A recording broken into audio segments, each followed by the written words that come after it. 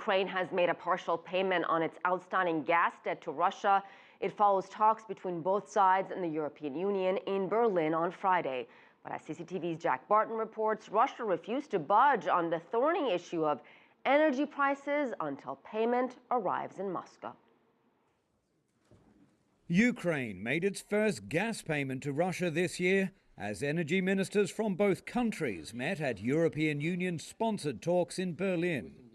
After the meeting, the EU energy minister said the partial payment of $786 million was seen as progress, though even he seemed puzzled by why it had to go through a US bank.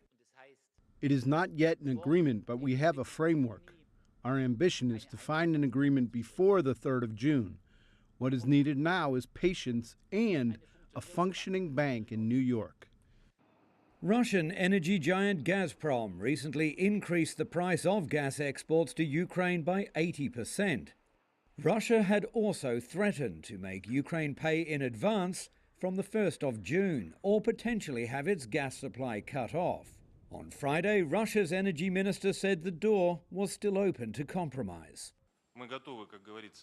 We are prepared to accept discounts to settle debt, but we are now in a situation for the past 6 months, gas supply has not been paid for.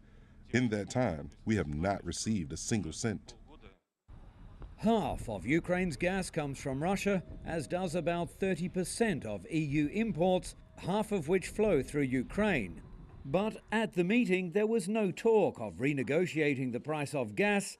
Russia says that won't happen until it officially receives the latest payment.